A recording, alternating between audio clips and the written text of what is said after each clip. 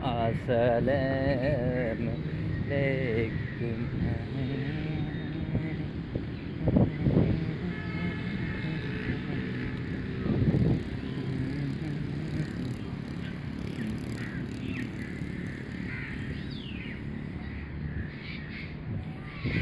ये भाई इस वक्त मैं तो कराची में जा रहा हूँ, देखता हूँ बाहर दोस्त बैठे हैं तो मैंने सोचा चलो कुछ ना कुछ कर लेंगे।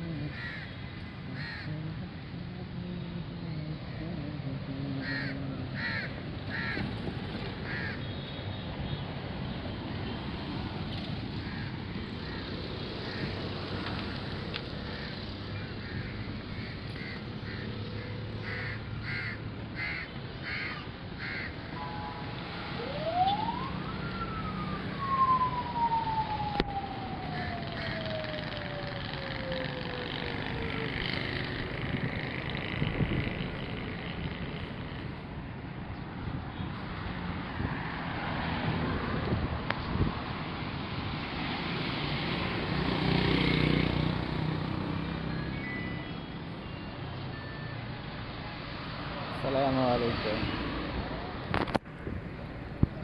Oke, aja.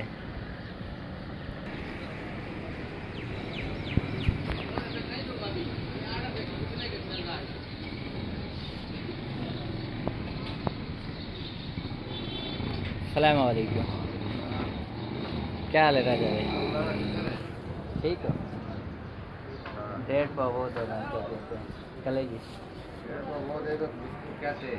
कलेजी है सही?